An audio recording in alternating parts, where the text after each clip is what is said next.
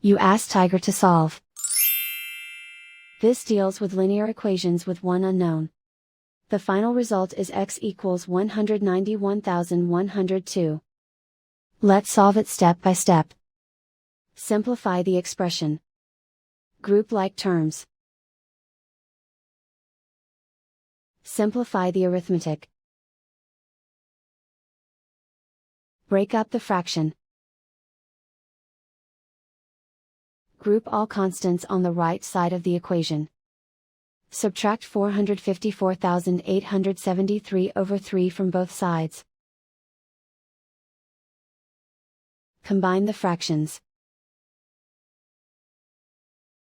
Combine the numerators.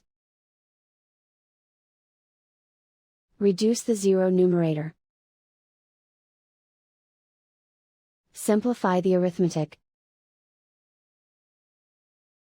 Convert the integer into a fraction. Combine the fractions. Combine the numerators. Isolate the x.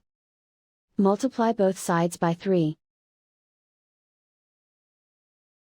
Group like terms. Multiply the coefficients. Simplify the fraction. Multiply the fractions. Simplify the arithmetic.